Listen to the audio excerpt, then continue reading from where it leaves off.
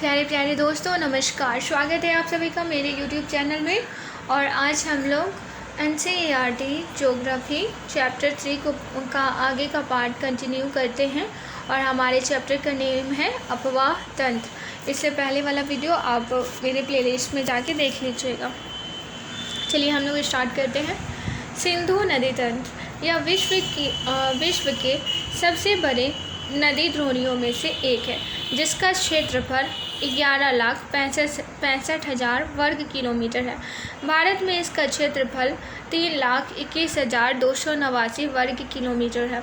इसकी कुल लंबाई 2,880 किलोमीटर है और भारत में इसकी लंबाई 1,114 किलोमीटर है।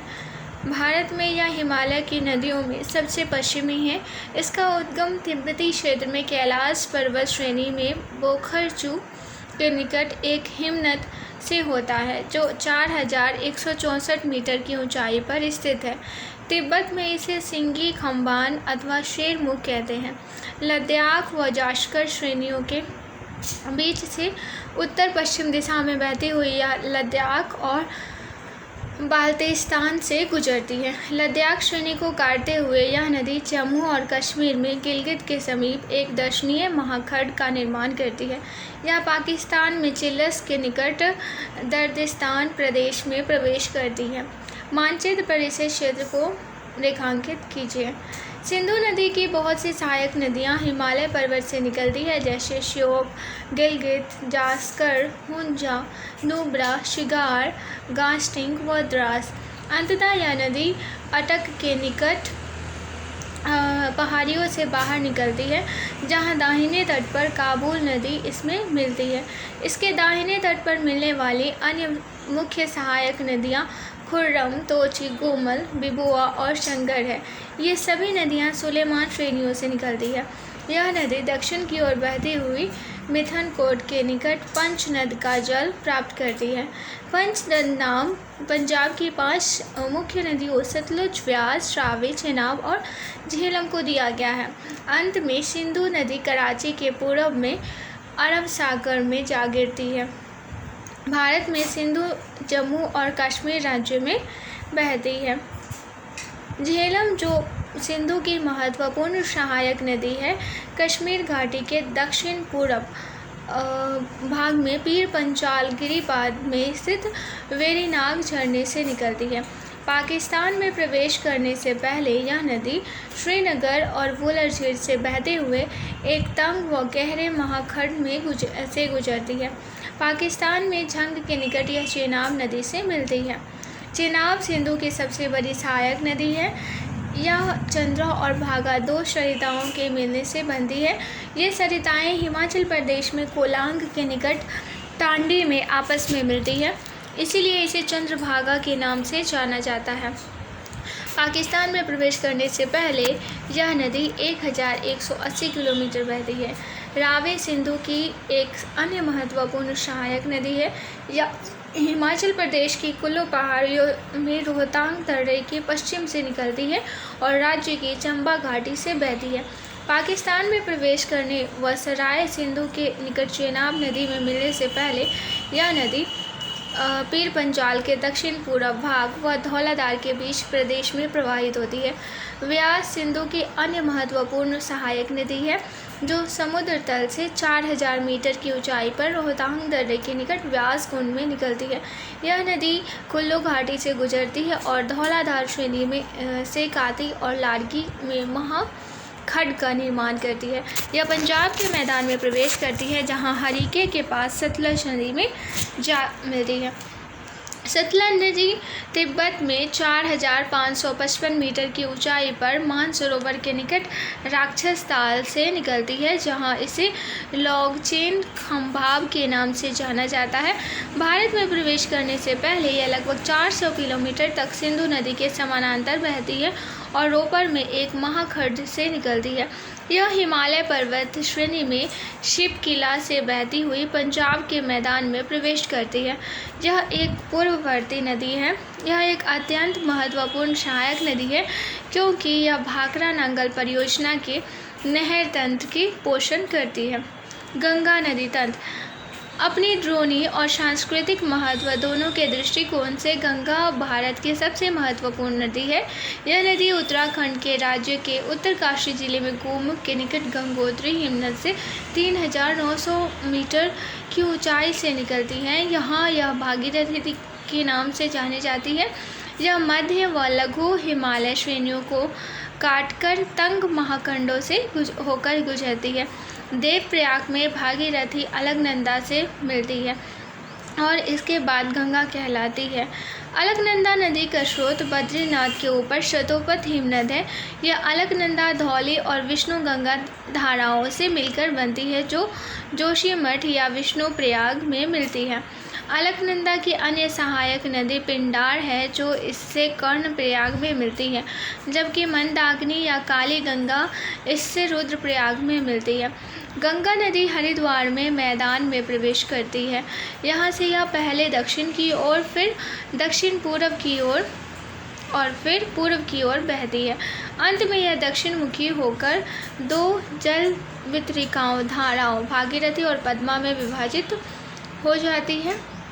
इस नदी की लंबाई 2525 किलोमीटर है। यह उत्तराखंड में 110 किलोमीटर, उत्तर प्रदेश में 1450 किलोमीटर, बिहार में 445 किलोमीटर और पश्चिम बंगाल में 520 किलोमीटर मार्ग तय करती हैं।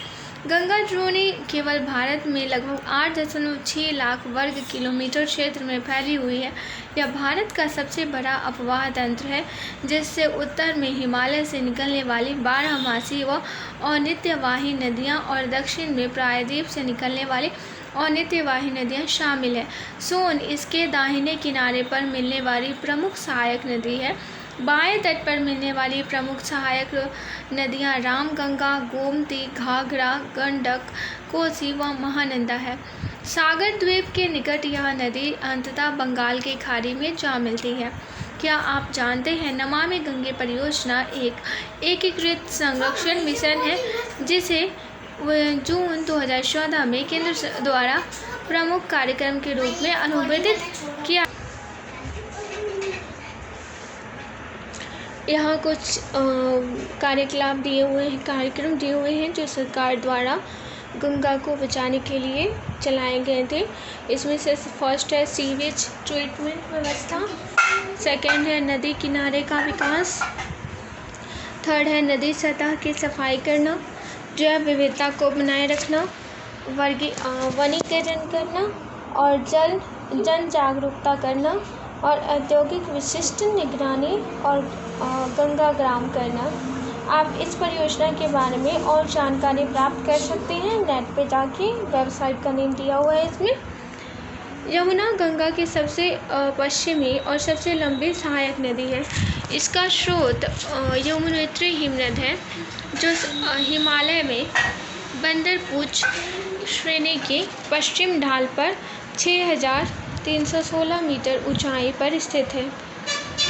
प्रयाग इलाहाबाद में इसका गंगा से संगम होता है।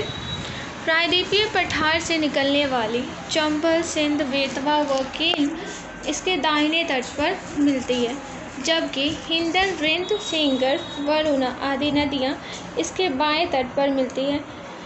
इसका अधिकांश जल सिंचाई उद्देश्यों के लिए पश्चिमी और पूर्वी यमुना नहरों तथा आगरा नहर में आता है। उन राज्यों के नाम लिखिए जो यमुना नदी द्वारा अपवाहित हैं। चंबल नदी मध्य प्रदेश के मालवा पठार में महू के निकट निकलती है और उत्तरमुखी होकर एक महाखंड से बहती हुई राजस्थान में कोटा पहुंचती है, जहां इस पर गांधी सागर बांध बनाया गया है। कोटा से यह बूंदी, सवाई माधोपुर और धौलपुर होती हुई यमुना नदी से मिल जाती है। चंबल अपनी उत्खात भूमि वाली भू आकृति के लिए प्रसिद्ध है, जिसे चंबल खड्ड कहा जाता है। गंडक नदी दो धाराओं काली गंडक और त्रिशूल गंगा के मिलने से बनती है। यह नेपाल हिमालय में धौलागिरी व माउंट एवरेस्ट के बीच निकलती है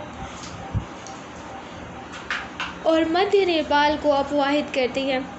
बिहार के चंपारण जिले में यह गंगा मैदान में प्रवेश करती है और पटना के निकट सोनपुर में गंगा नदी में जा मिलती है। घाघरा नदी माप चांचुगो हिमनद से निकलती है तथा तिला, सेती व बेरी नामक सहायक नदियों का जल ग्रहण करने के उपरांत यह शीशा पानी में गहरे महाखंड का निर्माण करते हुए पर्वत से बाहर निकलती है।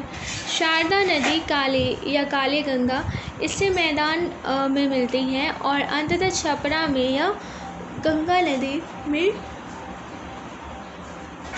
विलीन हो जाती है। कोसी एक पूर्ववर्ती नदी है जिसका स्रोत तिब्बत में माउंट एवरेस्ट के उत्तर में है, जहाँ से इसकी मुख्य धारा अरुण निकलती है। नेपाल में मध्य हिमालय को पार करने के बाद इसमें पश्चिम से सोन कोसी और पूर्व से तमोर कोसी मिलती है। अरुण नदी से निकलकर यह सप्तकोशी बनाती है। रामगंगा नदी गैरसैंण के निकट गढ़वाल की पहाड़ियों से निकलती है। अपेक्षाकृत छोटी नदी है। शिवालिक को पार करने के बाद यह अपना मार्ग दक्षिण पश्चिम दिशा की ओर बनाती है और उत्तर प्रदेश में नाजीबाद के निकट मैदान में प्रवेश करती है। अंत में कन्नौज के निकट यह गंगा नदी में मिल जाती है। छोटा नागपुर पठार के पूर्वी किनारे पर दामोदर नदी बहती है और ब्रज घाटी से होती हुई हुगली नदी में गिरती है। बराकर इसकी एक मुख्य सहायक नदी है।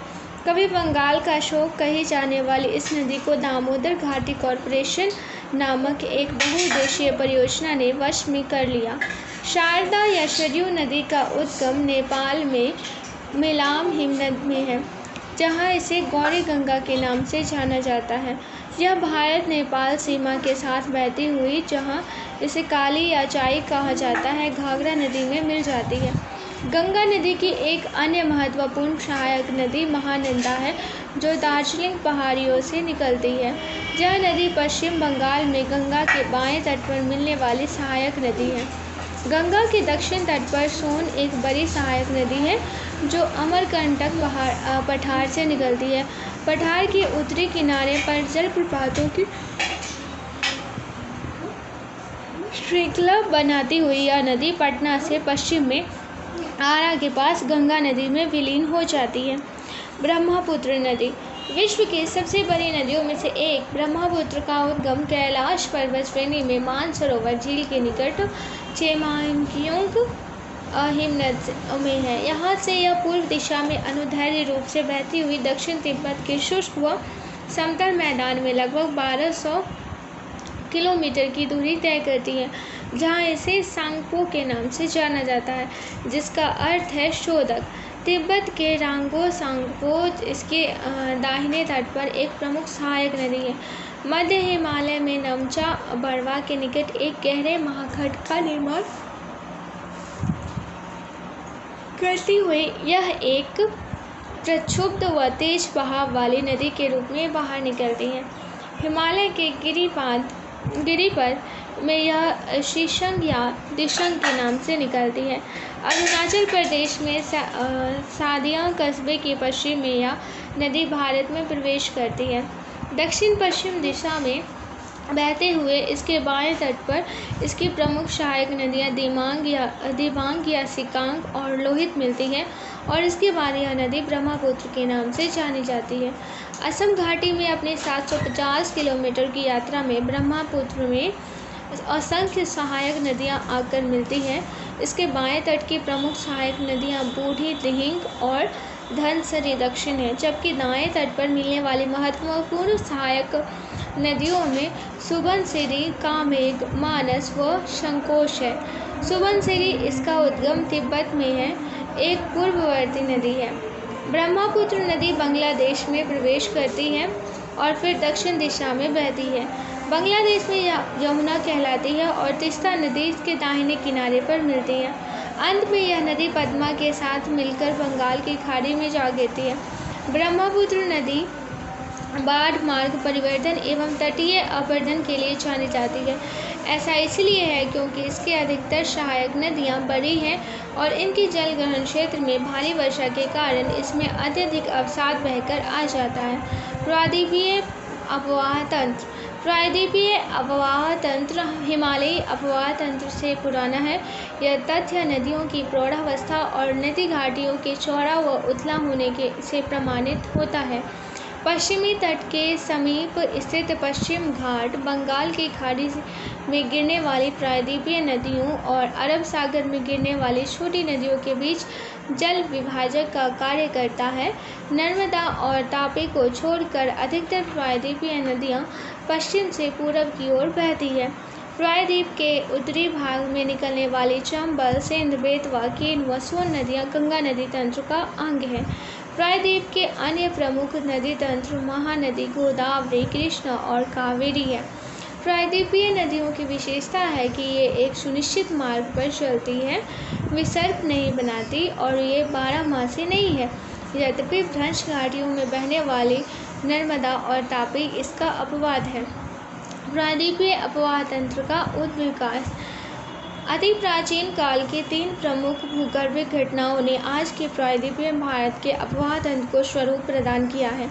आरंभिक टर्शियरी काल के दौरान प्रायद्वीप के पश्चिम पार्श्व का अवतलन या धंसाव, इससे यह समुद्र तल से नीचे चला गया। इसके मूल जल चंबर के दोनों ओर नदी की सामान्यतः सममित योजना में गड़बड़ी हो गई। हिमालय में होने वाले प्रोत्थान के कारण प्रायद्वीपीय खंड के उत्तरी भाग का अवतलन हुआ और परिणाम स्वरूप भ्रंश द्रोणियों का निर्माण हुआ।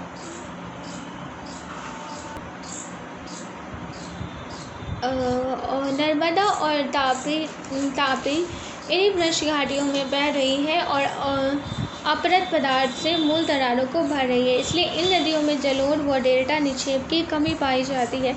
इसी काल में प्रायद्वीपीय खंड उत्तर पश्चिम दिशा से दक्षिण पूर्व दिशा में झुक गया। परिणाम स्वरूप इसका अपवाह बंगाल की खाड़ी की ओर उन्मुख हो गया। प्रायद्वीपीय नदी तंत्र। प्रायद्वीपीय अपवाह में अनेक नदी तंत्र हैं। प्रमुख प्रायद्वीपीय नदी तंत्रों का संक्षिप्त विवरण इस प्रकार है।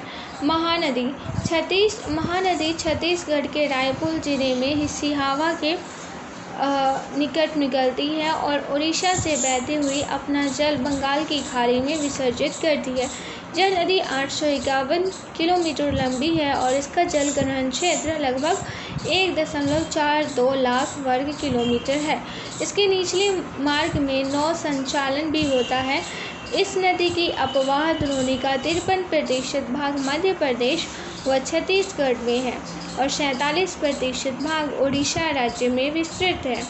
गोदावरी सबसे बड़ा प्रायद्वीपीय नदी तंत्र है।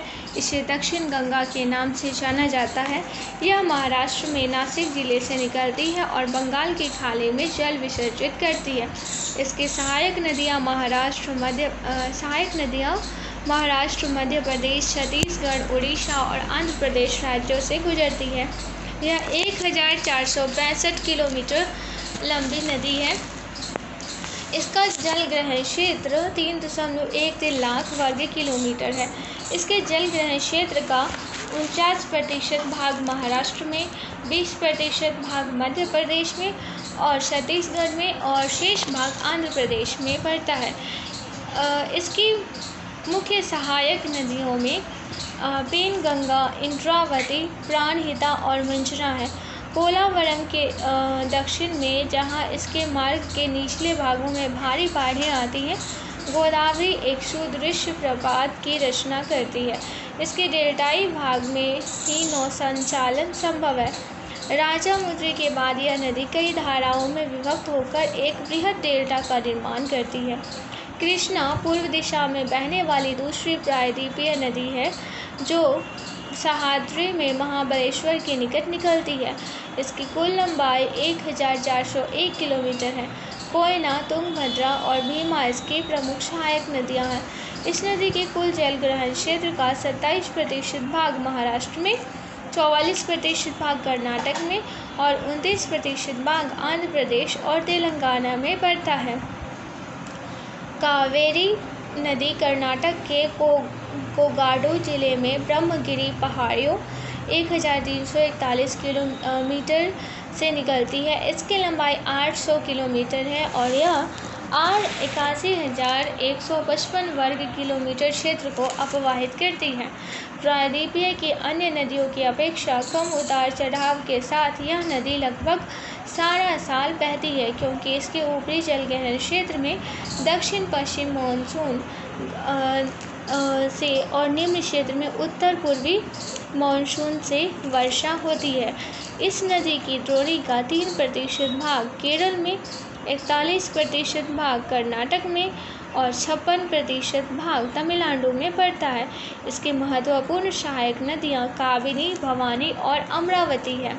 नर्मदा नदी अमरकंटक पठार के पश्चिमी पार्श्व से लगभग 1057 मीटर की ऊंचाई से निकलती है।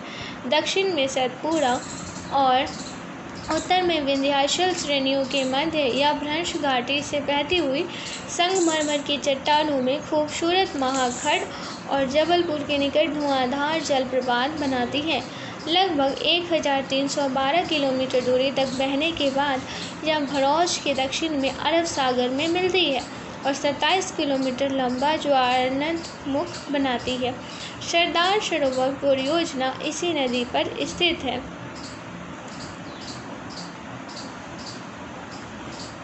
नर्मदा नदी पर ही सरदार सरोवर परियोजना स्थित है। नर्मदा नदी के संरक्षण के लिए प्रारंभ की गई नमामि देवी नर्मदे एक यात्रा के विषय में जानकारी एकत्रित करें और आपस में चर्चा करें। तापी पश्चिम दिशा में बहने वाली एक अन्य महत्वपूर्ण नदी है। यह मध्य प्रदेश में बैतूल जिले में मुल्ताई से निकलती है। यह 724 किलोमीटर लंबी नदी है और लगभग 65,145 वर्ग किलोमीटर क्षेत्र को अपवाहित करती है। इसके अपवाह क्षेत्र का 79% भाग महाराष्ट्र में, 15% भाग मध्य प्रदेश में और शेष 6% भाग गुजरात में पड़ता है। अरावली के पश्चिम में लूनी राजस्थान का सबसे बड़ा नदी तंत्र है। यह पुष्कर के समीप दो धाराओं सरस्वती और सागरमती के रूप में उत्पन्न होती है, जो गोविंदगढ़ के निकट आपस में मिल जाती है। यहाँ से यह नदी अरावली पहाड़ियों से निकलती है और लूनी कहलाती है। अरावली के पश्चिम में लूनी राजस्थान का सबसे बड़ा नदी तंत्र है। यह पुष्कर के समीप दो धाराओं सरस्वती और सागरमती के रूप में उत्पन्न होती है, जो गोविंदगढ़ के निकट आपस में मिल जाती है। यहाँ से यह नदी अरावली पहाड़ियों से निकलती है और लूनी कहलाती है। तलवाड़ा तक यह पश्चिम दिशा में बहती है। तत्पश्चात दक्षिण पश्चिम दिशा में बहती हुई कच्छ के रण में जा मिलती है। यह संपूर्ण नदी तंत्र अल्पकालिक है। पश्चिम की ओर बहने वाली छोटी नदियाँ। अरब सागर की ओर बहने वाली नदियों का जलमार्ग छोटा है। उनका मार्ग छोटा क्यों है? गुजरात की छोटी नदियों को ढूंढें। क्षेत्रों नीचे एक ऐसी ही नदी है जो अमरावती जिले में डलकाहवा से निकलती है। भद्रा नदी राजकोट जिले के अनियाली गांव के निकट से निकलती है। ढाढर नदी पंचमहल जिले के घंटार गांव से निकलती है। साबरमती और माही गुजरात की दो प्रसिद्ध नदियां हैं। इन नदियों के संगम स्थल ढूंढिए। महाराष्ट्र के पश्चिम की ओर बहने वाली कुछ नदियों का भी पता लगाएं। नासिक जिले में त्रिबंग पहाड़ियों में 670 मीटर की ऊंचाई पर वैतरणा नदी निकलती है। कलिंदी नदी बेलगांव जिले से निकलकर करवार की खाड़ी से गिरती है। बेदित नदी हुबली से निकलती है और 161 किलोमीटर लंबा मार्ग तय करती है। शरावती पश्चिम की ओर बहने वाली कर्नाटक की एक महत्वपूर्ण नदी है। शरावती कर्नाटक के शिमोगा जिले से निकलती है और इसका जलग्रहण क्षेत्र 2209 वर्ग किलोमीटर है। उस नदी का नाम याद करें जिस पर गशोप्पा जो जलप्रपात बनाया गया है। चलिए आइए देख लेते हैं गोवा की नदियों। गोवा में दो महत्वपूर्ण नदियां हैं जिनका यहाँ उल्लेख किया जा सकता है। एक का नाम मांडवी है और दूसरी जुआरी है। आप इन्हें मानचित्र पर रेखांकित कर सकते हैं। केरल की तटरेखा छोटी है। केरल की सबसे बड़ी नदी भरतपुझा अन्नामलाई पहाड़ियों से निकलती है। इसे पोनानी के नाम से भी जाना जाता है। यह लगभग 5,397 वर्ग किलोमीटर क्षेत्र को अपवाहित करती है। इसके जलग्रहण क्षेत्र की तुलना कर्नाटक की शरावती नदी के जलग्रहण क्षेत्र से कीजिए। पेरियार केरल की दूसरी सबसे बड़ी नदी है। इसका जलग्रहण क्षेत्र लगभग 5,243 वर्ग किलोमीटर में फैला हुआ है। आप देख सकते हैं कि रास्तापुझा और पेरियार नदियों के जलग्रहण क्षेत्र में बहुत कम अंतर है। केरल की अन्य उल्लेखनीय नदी पाम्बा, जो उत्तरी केरल में 177 किलोमीटर लंबा मार्ग तय करती हुई वेम्बनाड झील में आ गिरती है। अध्यापक महोदय पश्चिम की ओर बहने वाली छोटी नदियों के तुलनात्मक महत्व की व्याख्या कर सकते हैं। साबरमती, जो कि पश्चिम की ओर बहती है, माही, धारधर, कालिंदी, शरावती, भरतपुझा और पेरियार। पूर्व की ओर बहने वाली छोटी नदियाँ।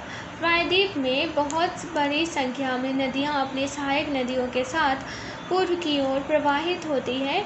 क्या इनमें से कुछ के नाम आप बता सकते हैं? कुछ छोटी नदियाँ बंगाल की खाड़ी में गिरती है। छोटी होने के बावजूद इन नदियों का अपना महत्व है। स्वर्णरेखा, वैतरणी, ब्रह्मणी, वामसाधारा, पेन्नर, पालार और वैगाई महत्वपूर्ण नदियाँ हैं। एटलस में इन नदियों को आप देख सकते हैं। पूरब की ओर बहने वाली छोटी नदियाँ। प्रायद्वीप में बहुत बड़ी संख्या में नदियाँ बहती हैं। पेरियार केरल की दूसरी सबसे बड़ी नदी है। इसका जलग्रहण क्षेत्र लगभग 5,243 वर्ग किलोमीटर में फैला हुआ है। आप देख सकते हैं कि रास्तापुझा और पेरियार नदियों के जलग्रहण क्षेत्र में बहुत कम अंतर है। केरल के अन्य उल्लेखनीय नदी पाम्बा है, जो उत्तरी केरल में 177 किलोमीटर लंबा मार्ग तय करती हुई वेम्बनाड झील में आ गिरती है। अध्यापक महोदय पश्चिम की ओर बहने वाली छोटी नदियों के तुलनात्मक महत्व की व्याख्या कीजिए। साबरमती, माही, धारधर, कालिंदी, शरावती, भरतपुझा और पेरियार। पूर्व की ओर छोटी नदियाँ। प्रायद्वीप में बहुत बड़ी संख्या में नदियाँ अपनी सहायक नदियों के साथ पूर्व की ओर प्रवाहित होती है। क्या इनमें से कुछ के नाम आप बता सकते हैं? कुछ छोटी नदियाँ बंगाल की खाड़ी में गिरती हैं। छोटी होने के बावजूद इन नदियों का अपना महत्व है। स्वर्णरेखा, वैतरणी, ब्रह्मणी, वामसाधारा, पेन्नर, पालार और वैगाई महत्वपूर्ण नदियाँ हैं। एटलस में इन नदियों को ढूंढ सकते हैं। अध्यापक महोदय पूर्व की ओर बहने वाली इन छोटी नदियों के तुलनात्मक महत्व की व्याख्या करें। स्वर्णरेखा नदी, वैतरणी नदी, ब्रह्मणी नदी, पेन्नर नदी और पालार नदी। नदी बहाव प्रवृत्ति। क्या आप जानते हैं कि नदी में बहने वाले जल की मात्रा सारा साल एक समान नहीं रहती? इसमें ऋतुओं के अनुसार बदलाव आता रहता है। किस ऋतु में आप गंगा व कावेरी नदियों में सर्वाधिक प्रवाह की अपेक्षा कर सकते हैं? एक नदी के चैनल में वर्ष पर्यंत जल प्रवाह के प्रारूप को नदी बहाव प्रवृत्ति कहा जाता है। उत्तर भारत की हिमालय से निकलने वाली नदियाँ बारहमासी हैं, क्योंकि ये अपना जल बर्फ पिघलने तथा वर्षा से प्राप्त करती है। दक्षिण भारत की नदियाँ हिमनदों से नहीं निकलती, जिससे इनकी बहाव प्रवृत्ति में उतार चढ़ाव देखा जा सकता है। इनका बहाव मानसून ऋतु में काफ़ी ज़्यादा बढ़ जाता है। इस प्रकार दक्षिण भारत की नदियों के बहाव की प्रवृत्ति वर्षा द्वारा नियंत्रित होती है, जो प्रायद्वीपीय पठार के एक स्थान से दूसरे स्थान पर भिन्न होती है। जल विसर्जन नदी में समयानुसार जल प्रवाह के आयतन का माप है। इसे क्यूसेक्स या क्यूमेक्स में मापा जाता है। गंगा नदी में न्यूनतम जल प्रवाह जनवरी से जून की अवधि के दौरान होता है। अधिकतम प्रवाह अगस्त या सितंबर में प्राप्त होता है। सितंबर के बाद प्रवाह में लगातार कमी होती चली जाती है। इस प्रकार इस नदी की वर्षा ऋतु में जल प्रवाह की प्रवृत्ति मानसूनी होती है। गंगा द्रोणी के पूर्वी व पश्चिमी भागों की जल प्रवाह व प्रवृत्ति में चौंकाने वाले अंतर नजर आते हैं। बर्फ पिघलने के कारण गंगा नदी का प्रवाह मानसून आने से पहले भी काफ़ी बड़ा होता है। फरक्का में गंगा नदी का औसत अधिकतम जल प्रवाह लगभग 50,000 क्यूसेक्स है, जबकि न्यूनतम औसत केवल 1300 क्यूसेक्स है। जल प्रवाह में इतने अधिक अंतर के लिए कौन से कारक उत्तरदायी है? प्रायद्वीपीय की दो नदियों की प्रवाह प्रवृत्ति हिमालय की नदियों की तुलना में रोचक अंतर प्रस्तुत करती है। नर्मदा नदी में जल विसर्जन का स्तर जनवरी से जुलाई माह तक बहुत कम रहता है, लेकिन अगस्त में इस नदी का जल प्रवाह अधिकतम हो जाता है, तो यह अचानक उफान पर आती है। उद्गम स्थल हिम नदियों से ढके हिमालय पर्वत और प्रायद्वीपीय पठार व मध्य उच्च भूमि के कारण है। प्रवाह प्रवृत्ति 12 मासी हिमनद व वर्षा से जल प्राप्ति मानसून वर्षा पर निर्भर।